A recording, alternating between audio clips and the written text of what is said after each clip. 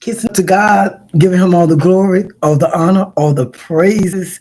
Thank you so much for joining me today.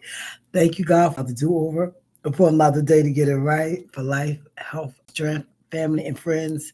Thank you for the brand new grace and brand new mercies that you allow, Father. And if we have the opportunity to say, I'm sorry, Lord, please allow the opportunity because I'm sorry can restore and recover a whole lot of things. If we can just say it, right? Try to pull teeth. But I'm so grateful to be with you today. My name is Jennifer Brooks. I am your Southern Belle. Today, as I promised yesterday, I'm coming on with what men want. And this coming in from Dr. John Howard Wesley, Howard John Wesley, from the Alfred Street Church. And I'm gonna put it down in my comment if you want to watch it because I can't give you everything that they said because I want to say it's like 30, 40 minutes, but I just picked out little stuff here and there. You know, I always put my twist on everything. I'll come out with something, I put my own little spin on it. But they was talking to three young pastors about what men want. He spoke to them in a biblical sense, and then he spoke to them as, it's not you the man, not the pastor, but the man from behind the cloth. And very, very interesting conversation that he had. And I think what really stopped me was Pastor Francois was up there, and he used to be the pastor at Mount Zion Baptist Church, which is 5 minutes away from here. And he was one of the guys on the panel that was talking. And I said, what my niece is called Little Milk Dog talking about? So, so it made me stop to watch him. All right. And the one question he asked is, why are you single?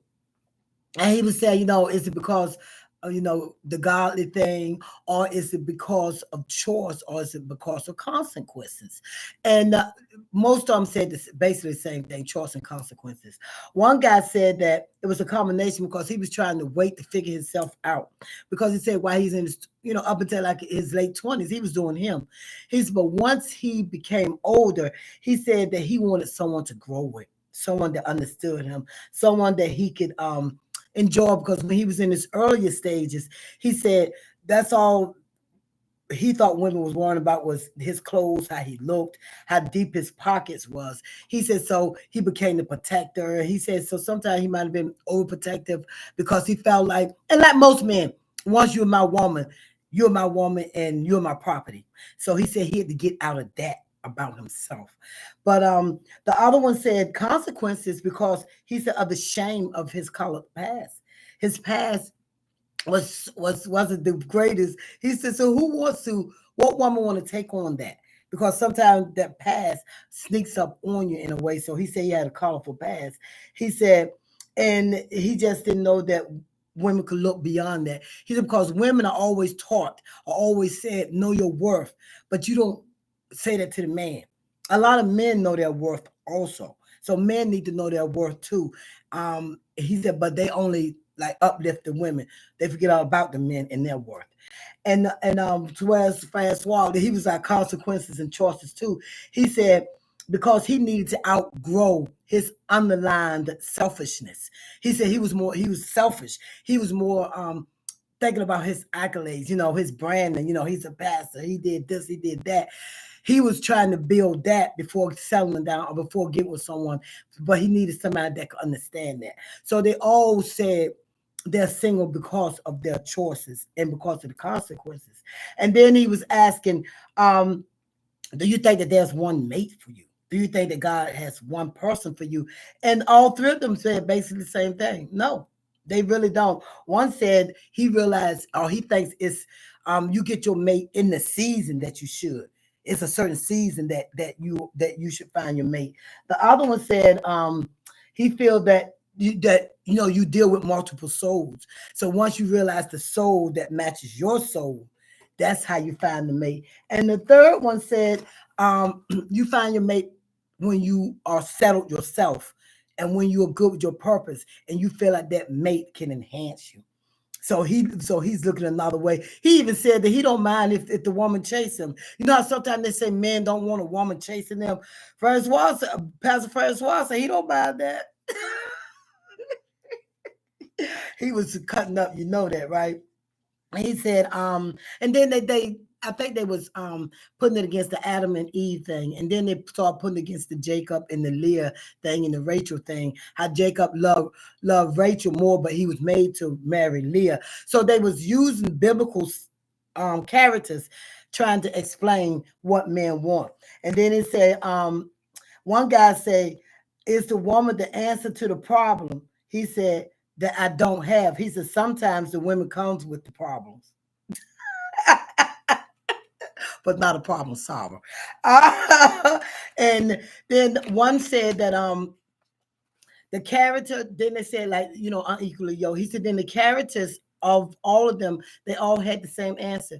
They want a secure woman.